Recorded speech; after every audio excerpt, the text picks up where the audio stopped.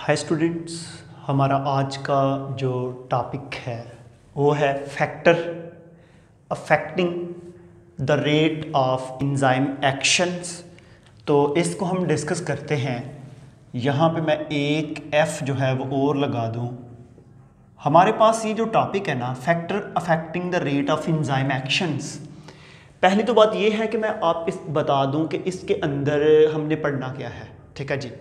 इसके अंदर स्टूडेंट्स हमने क्या देखना है कि मेरे पास ना अगर मैं दो रिएक्टेंट की बात कर लूँ, ये है जी हाइड्रोजन और हाइड्रोजन के बाद ये है जी ऑक्सीजन, और जब ये दोनों आपस में मिलते हैं तो इन दोनों के मिलने से बनती है जी H2O।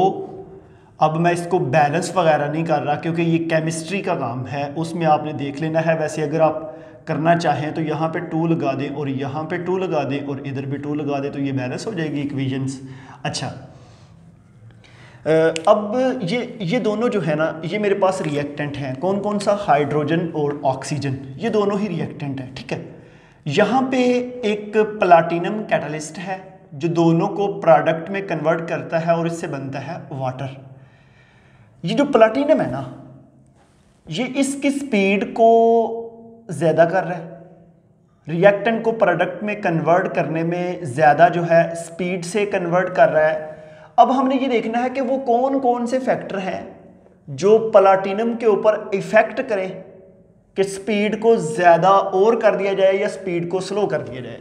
समझ आ रही है? तो इसी तरह हमारी बॉडी के अंदर ना बेशुमार केमिकल रिएक्शंस हैं जिसमें क्या होता है कि रिएक्टेंट को प्रोडक्ट में कन्वर्ट किया जाता है। अगर आप यहाँ पे बात जो है वो सेलुलोज की कर लें, ये एक केमिकल्स है, कार्बोहाइड्रेट है जिसको हम कहते हैं सेलुलोज। अगर आप सेलुलोज की बात करें तो इसको कन्वर्ट करना है ग्लूकोज में।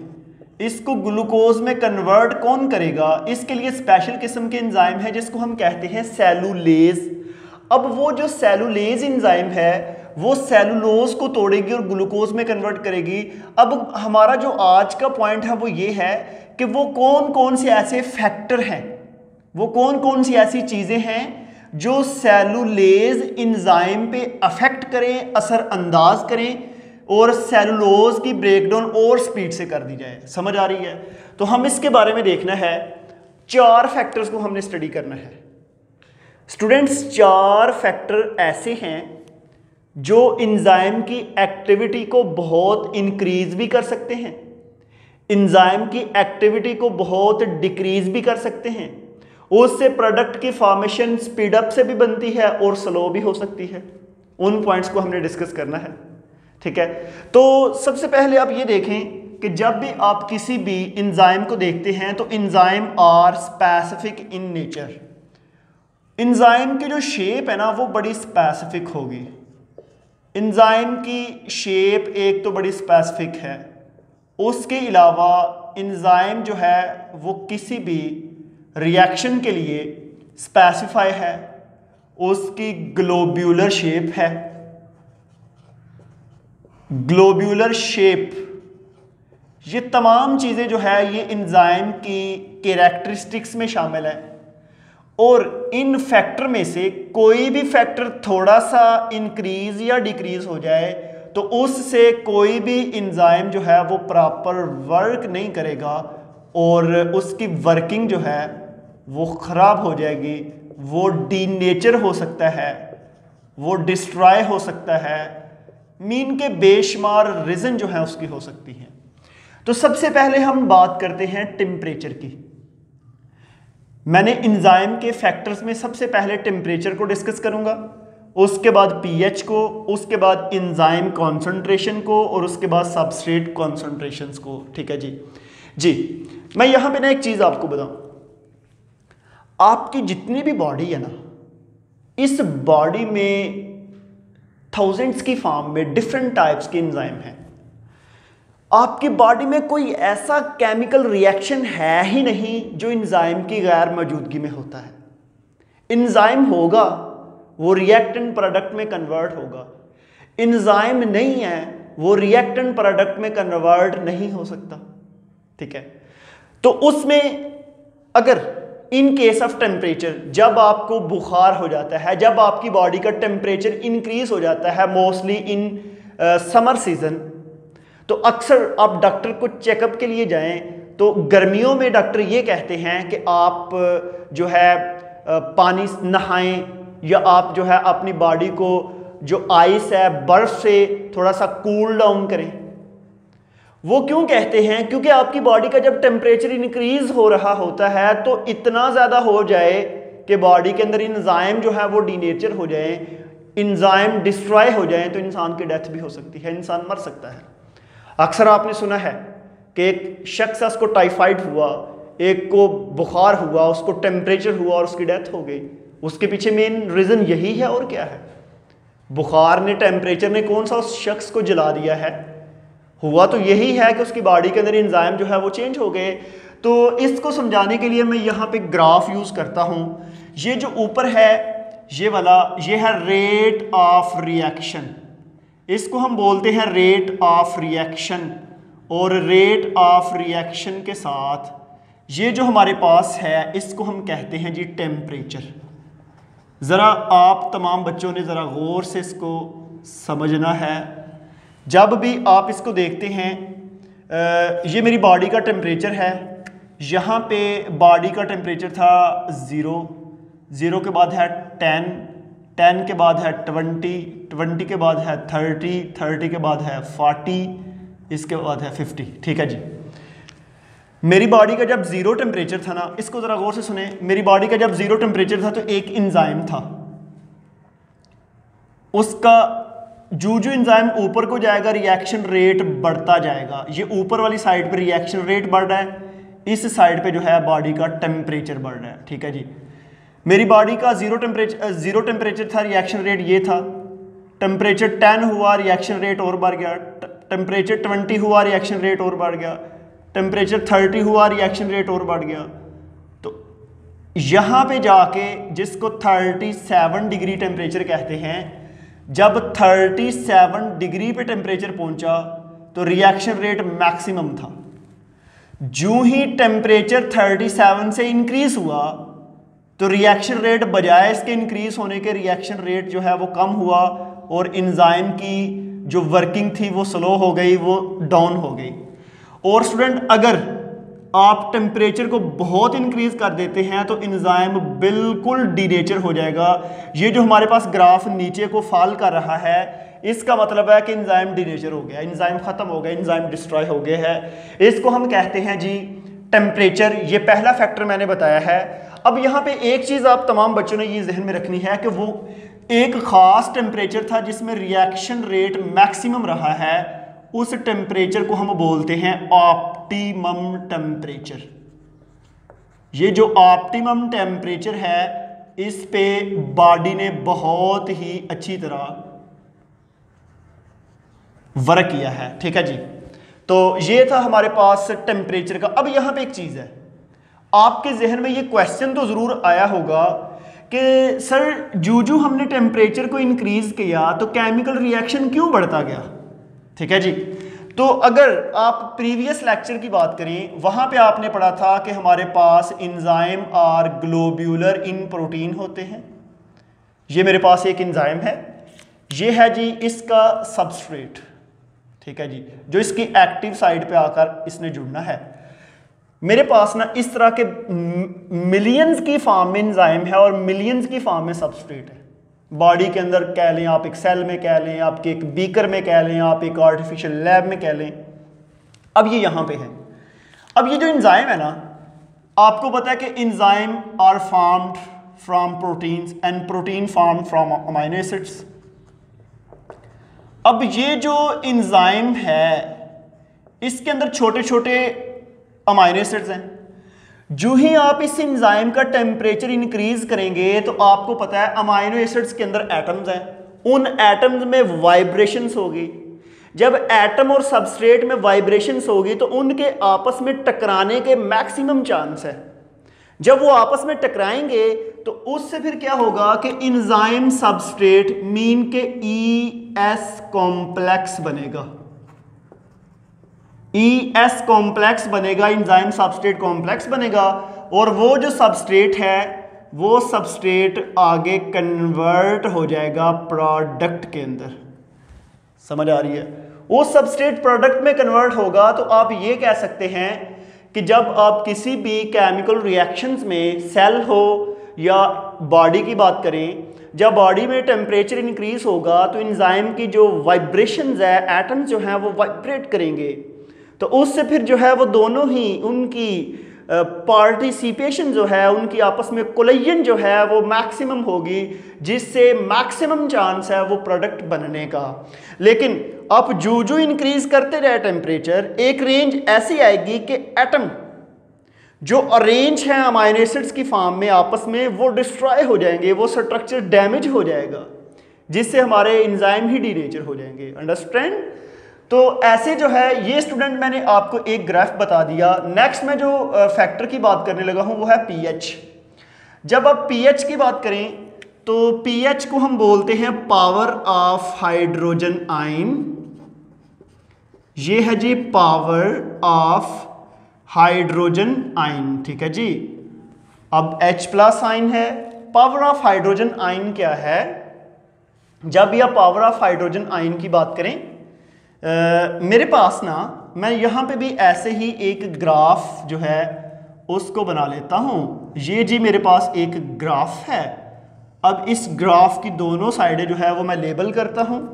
जैसे मैंने ऊपर रिएक्शन रेट लिखा था, यहाँ भी लिख देते हैं रिएक्शन रेट, रिएक्शंस रेट जो है, और इस साइड पे हम लिख देते हैं जी पीएच, ठीक है जी, pH power of hydrogen ion, ठीक है। कोई अब यहाँ पे एक चीज याद रखनी है, जो पीएच है ये क्या है? हमारी बॉडी में ना डिफरेंट एंजाइम हैं, जिस तरह के pepsin, sucrase, enterokinase, salivary amylase, catalase, chymotrypsin, pancreatic lipase and arginase, ये डिफरेंट एंजाइम हैं। अब ये तमाम एंजाइम ना स्पेसिफिक पीएच पे काम करते हैं। मीन के इनको काम करने के लिए ना स्पेसिफिक हाइड्रोजन आयन की कंसंट्रेशन चाहिए, ठीक है जी। कुछ जो है वो एसिडिक मीडियम में काम करते हैं, कुछ न्यूट्रल में काम करते हैं, कुछ बेसिक मीडियम में काम करते हैं। जिस तरह पेप्सिन है, पेप्सिन एक ऐसा एंजाइम है जो हाईली एसिडिक कंडीशन में काम करता है, pH 2 पे। सुक्रेज है, ये 4.5 pH पे काम करता है। इंटेरोकाइनेज है, ये 5.5 पे करता है। सलाइवरी अमाइलेज है, वो 6.8 पे करता है। इसी तरह आर्जिनेज जो एंजाइम है वो 9.7 pH पे काम करेगा। तो ये जो डिफरेंट एंजाइम है जो डिफरेंट pH पे काम कर रहे हैं, आपने ये इंटर टेस्ट में MCQ ज़हन में रखना है, ठीक है। और जो हमारे पास फेडरल बोर्ड वाले स्टूडेंट हैं वो भी, क्योंकि मैं बताते खुद फेडरल बोर्ड से पढ़ा हुआ हूं, तो वो इस तरह के क्वेश्चंस देंगे कि अगर यहाँ पे मैं एक सेल की डायग्राम बना देता हूं, और सेल की डायग्राम बनाने के बाद मैं ना उसके 4 रीजन डिवाइड कर लेता हूं। मैं कहता हूं जी इधर pH 2 है, इधर pH 9 है, इधर pH 9.7 है, इधर, और बताएं कि चारों रीजन में कौन कौन से एंजाइम काम कर सकते हैं। तो आपको पता हो कि रीजन वाइज pH की बेस पे कौन सा एंजाइम कैसे वर्क करता है, ठीक है जी। तो ये हमारे पास जो है pH का है। अब मैं यहाँ पे ना इसको जरा थोड़ा सा आपको बता देता हूँ। मैं ना इसको लेबल करता हूँ जी, ये मेरे पास है जी 0 pH, और यहाँ ऊपर लिख देता, हाँ इधर लिख देता, यहाँ पे जी 0.5 pH, यहाँ पे 1, यहाँ पे 1.5, यहाँ पे 2, यहाँ पे 2.5, ठीक है जी। ये मैंने लिख दी pH, और मैंने अब स्टडी करना है पेप्सिन एंजाइम को। ये जो पेप्सिन है ना, जो मैंने पहले लिखा था, मैं इनके हिंट लिख देता हूँ। Pepsin, sucrase, enterokinase, salivary amylase, catalase, chymotrypsin, pancreatic lipase, arginase, ठीक है। इसमें से मैं पहले पेप्सिन की स्टडी करता हूँ। मैंने जिस तरह इधर टेम्परेचर की बात की, यहाँ पे पेप्सिन की बात करनी है। मेरे पास ना मेरी बॉडी में जब pH सेल के अंदर 0 थी तो पेप्सिन का रिएक्शन रेट यहाँ पे था, ऊपर रिएक्शन रेट इंक्रीज हो रहा है। जो ही pH 5 हुई तो रिएक्शन रेट इंक्रीज हुआ, 1 हुई तो रिएक्शन रेट और इंक्रीज, 1.5 हुई तो रिएक्शन रेट और 2। जब pH हुई ना बॉडी की 2, सेल की 2, तो रिएक्शन रेट मैक्सिमम था। ठीक है। अब जिस पीएच पे मैक्सिमम केमिकल रिएक्शंस हो रहा है उसको हम बोलेंगे ऑप्टिमम पीएच। बिल्कुल ऐसे ही है, उसको हम ऑप्टिमम पीएच कहते हैं। और ऑप्टिमम पीएच के बाद आप फर्दर पीएच को इंक्रीज करेंगे तो वो एंजाइम का केमिकल रिएक्शन इंक्रीज होने के बजाय जो ग्राफ है वो डाउन हो जाएगा। अगर और इंक्रीज करेंगे तो आहिस्ता आहिस्ता ये एंजाइम डिनेचर हो जाएगा। समझ आ रही है? अब यहां पे मैं आपको एक चीज बताऊं, ऊपर वाले में तो आपको समझ आ गई कि सर वो समझ आ रही है जी, टेम्परेचर इंक्रीज हुआ, उसमें कोलिजन्स हुई, एटम्स के अंदर वाइब्रेशंस हुई जिससे उनकी पार्टिसिपेशन में जो है वो हेल्प मिली। तो पीएच क्या रोल प्ले करती है? अगर आपने प्रीवियस लेक्चर में स्टडी की थी तो मैंने आपको ये बताया था कि जब भी स्टूडेंट्स आप एक एंजाइम को देखते हैं ना, ये हमारे पास एक एंजाइम है, जब आप एक एंजाइम की स्टडी करेंगे तो एंजाइम की ये जो एक्टिव साइट है ना, एक्टिव साइट को हम फर्दर दो पार्ट में डिवाइड करते हैं। एक को कहते हैं कैटालिटिक साइट और दूसरे को कहते हैं चार्ज बेयरिंग साइट। एक को बोलते हैं कैटालिटिक साइट और दूसरे को कहते हैं चार्ज बेयरिंग साइट्स। ठीक है। अब आपको पता है कि पीएच का मतलब ही हाइड्रोजन आयन है, पावर ऑफ हाइड्रोजन आयन। जिस रीजन में पीएच ज्यादा होगी, जिस रीजन में पीएच ज्यादा होगी या बहुत कम होगी एंजाइम के लिहाज से, तो एक्टिव साइट में जो है वो चार्ज बेयरिंग साइट चेंज होती हैं। अगर मैं आपको बताऊं जी पीएच जो है पेप्सिन की, पेप्सिन हाईली एसिडिक मीडियम में काम करता है, मीन के जिधर हाइड्रोजन आयन की कंसंट्रेशन बहुत ज्यादा होगी। इसका मतलब है जिधर हाइड्रोजन आयन की कंसंट्रेशन बहुत ज्यादा होगी तो एंजाइम की जो एक्टिव साइट है उसमें भी कुछ चेंज तो आएगी ना। ये पॉजिटिव आयन और वो नेगेटिव आयन एक दूसरे को अट्रैक्ट करेंगे। जब ये आपस में जुड़ेंगे तो बाद में सबस्ट्रेट को जुड़ने में हेल्प होगी, सबस्ट्रेट इजीली जुड़ सकता है। अंडरस्टैंड कर रहे हैं कि नहीं कर रहे? देखिए ना स्टूडेंट्स, अगर ये पेप्सिन एंजाइम है, इसकी ये एक्टिव साइट पे नेगेटिव चार्ज है, ठीक है। अब जो मेरे पास सबस्ट्रेट है, सबस्ट्रेट की एक्टिव साइट पे भी नेगेटिव चार्ज है। अब ये नेगेटिव और नेगेटिव तो आपस में काम कर नहीं सकते, तो अगर वहां पे हाइड्रोजन आयन की कॉन्सेंट्रेशन ज्यादा होगी तो हाइड्रोजन आयन इस एक्टिव साइट पे आकर जुड़कर इसको पॉजिटिव में कन्वर्ट करेंगे। अब सबस्ट्रेट का जुड़ना जरा इजीली है। ऐसे ही हमारे पास जो है ये पार्टिसिपेट कर रहे हैं। तो हमारे पास ना नेक्स्ट दो फैक्टर्स हैं, एक को बोलते हैं एंजाइम कॉन्सेंट्रेशन और दूसरे को बोलते हैं सबस्ट्रेट कॉन्सेंट्रेशन। मेरे ख्याल में ऊपर वाले दोनों जो हैं आपको फैक्टर्स की समझ आ गई है। तो हम स्टार्ट करते हैं एंजाइम कॉन्सेंट्रेशंस को। ये देखें जी, यहां पे शाबाश, मेरे पास ना ये सबस्ट्रेट है और इन सबस्ट्रेट की तादाद है मेरे पास, नंबर जो है वो है 50, ठीक है। अब नेक्स्ट जो है ये है मेरे पास एंजाइम और एंजाइम के ऊपर ये जो है ये इसकी एक्टिव साइट, ठीक है। एंजाइम की मेरे पास तादाद है 1, जरा गौर से सुनना है, ठीक है। अब क्या होगा कि जब मैं केमिकल रिएक्शन को स्टार्ट करता हूं तो इधर से एक रिएक्टेंट जो है वो इसकी एक्टिव साइट पे अटैच होगा, होने के बाद वो जो है नेक्स्ट प्रोडक्ट्स में कन्वर्ट हो जाएगा। आपको पता है कि इसमें मॉडिफिकेशंस हुई और ये जी लें जी ये प्रोडक्ट बन गई। अब फिर अगला सबस्ट्रेट आएगा, फिर वो प्रोडक्ट में, अब अगला सबस्ट्रेट आएगा, फिर वो प्रोडक्ट में। तो इसका मतलब फिर ये हुआ कि जब एक सबस्ट्रेट एक्टिव साइट पे अटैच होता है, पिछले सबस्ट्रेट को वेट करना पड़ता है कि वो सबस्ट्रेट पहले प्रोडक्ट में कन्वर्ट हो जाए, फिर मैं उसके ऊपर अटैच हूं। तो मुझे यहां पे एक चीज बताएं कि दोनों में से लिमिटेड अमाउंट में कौन है तो वैसे दोनों ही लिमिटेड, लेकिन इन दोनों को कंपेयर करके देखना है कि लिमिट में कौन सा है। एंजाइम यहां पे लिमिटेड है, रिएक्टेंट जो है वो बेशुमार है। आप रिएक्टेंट को यहां पे इनफाइनाइट, बल्कि आप रिएक्टेंट को 500 कर लें या 1000 कर लें, मीन के मेरे यहाँ पे 1000 बोलने का मकसद ये है कि मैक्सिमम तादाद है। यहाँ पे एंजाइम जो है वो आपके पास कम है।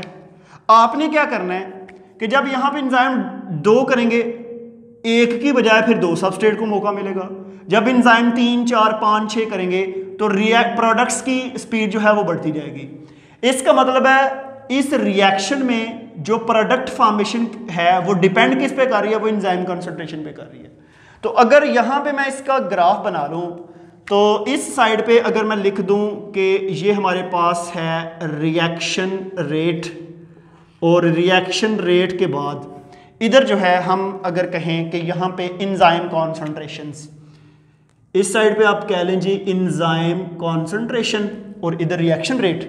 जी मेरे पास पहले रिएक्शन रेट यहाँ पे था, जब मतलब कि इंजाइम एक था, क्योंकि यहाँ पे रिएक्टेंट तो बेशुमार थे लेकिन इंजाइम एक था, रिएक्शन रेट बहुत स्लो था।